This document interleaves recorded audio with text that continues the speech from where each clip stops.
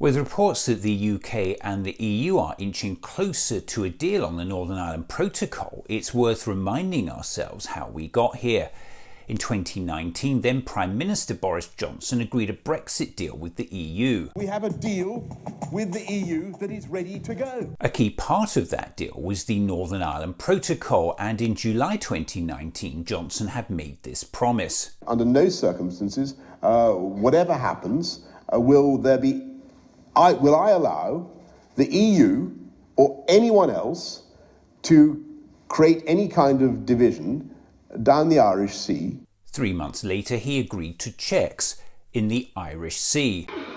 You've got to have a border somewhere. If we leave the customs union and the single market, there has to be a border. It could be on the island of Ireland or it could be in the sea. But you can't not have a border. You can't magic away the need for a border. The Brexit deal assumed that Britain would put checks on some goods moving between Great Britain and Northern Ireland. The net result of which is that there's pretty much a border in the Irish Sea. When the protocol came into force in 2021, this was the result. We've got a border erected down the middle of our country.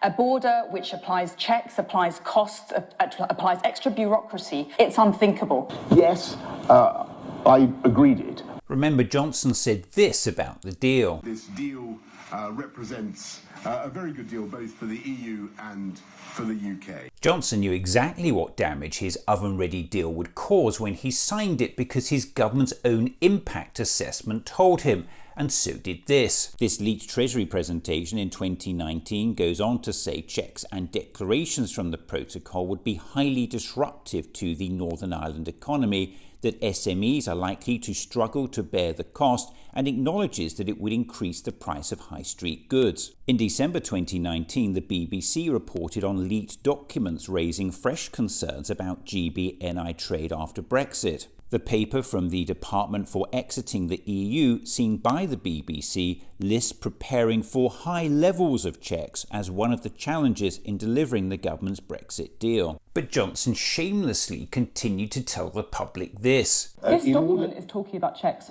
both ways. And that's wrong, because there won't be checks. So you're saying that this is wrong, the government's own impact assessment is wrong, your Brexit secretary is wrong, all these people are wrong, and you are right. Yes. There's no question of there being checks. It was completely untrue, yet he continued to repeat it. They should believe exactly what I say, which is there will be no checks on goods going from GB to NI. Johnson whipped his MPs to vote for his deal, giving Parliament this assurance. It is in full compatibility, Mr. Speaker, with the Good Friday Agreement. Now the government says the current situation with the protocol is fundamentally undermining the Good Friday Agreement. This is what DUP MP Ian Paisley said in 2021. Boris Johnson did tell me personally that he would, after agreeing to the protocol, he would sign up to changing that protocol and indeed tearing it up.